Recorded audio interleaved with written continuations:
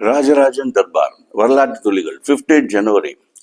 திண்டுக்கல், ராமநாதபுரம் ஆகிய மாவட்டங்களில் செழுமையை ஏற்படுத்திய ஜான் பெனிகுக் என்ற ஆங்கில பொறியாளர் பிறந்த தினம் என்று 1841 இதே நாளில் ஜெனரல் பிரிகேடியர் ஜான் குக் என்பவருக்கும் சாரா என்பவருக்கும் மகனாக பிறக்கிறார்.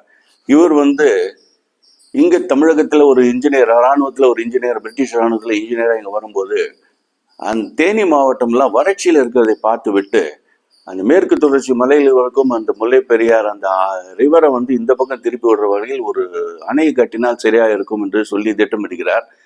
பிரிட்டிஷ் அரசாங்கம் ஒரு 75 லட்சம் ரூபாயை அதுக்கு ஒதுக்கிறது.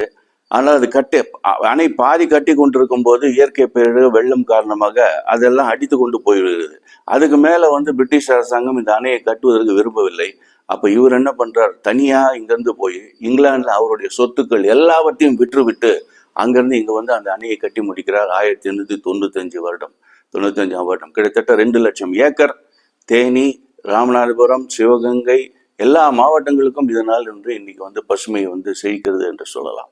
இவர் மட்டுமில்லை, இவருடைய மனைவி கிரேஸ் ஜார்ஜினா சாமியார், அவருடைய தியாகம், இவருடைய சொல்றதுக்கு மறுப்பு தெரிவிக்காமல் எல்லா சொத்துக்களையும் அவர் ஒத்துக்கொண்டார். அவருடைய 5 மகள்கள், ஒரு மகன் அவருக்கு. அதுல 3 மகள்கள் இவருடைய எல்லா சொத்தையும் வித்தது காரணமாக இவர் ஏழ்மையில் தள்ளப்படுகிறார். ஒரு சாதாரண வீட்டுல, பெரிய மாளிகையில் இருந்தவர்கள் ஒரு சாதாரண வீட்டுல இருக்க வேண்டிய நிலைமை. அவர் மகள்களை திருமணம் செய்து கொள்ள யாருமே முன்வராத ஒரு நிலை அங்கே ஏற்பட்டு 3 மகள்கள் கடைசி வரைக்கும் திருமணம் இல்லாமலே இருந்திருக்கிறார்கள். ஸோ அவருடைய குடும்பத்தின் தியாகம் இவர் செய்த தியாகத்தை விட பெரியது என்று சொல்லலாம். இன்றைக்கும் தேனி மாவட்டத்தை சேர்ந்தவர்கள் இவருடைய பிறந்தநாளே ஒரு திருவிழாமாக கிராம தேவதைக்கு ஈக்குவலா இவரை வச்சு கும்பிடுறாங்க. ஒரு வீட்லயும் இவருடைய போட்டோ கூட இன்று இருக்கிறது. அவருடைய அந்த பெருமையை உங்களுடன் பகிர்ந்து கொள்வதில் மிக்க மகிழ்ச்சி. வணக்கம். ராஜராஜன் வாசன், இந்திய மறுமலர்ச்சி இயக்கம்.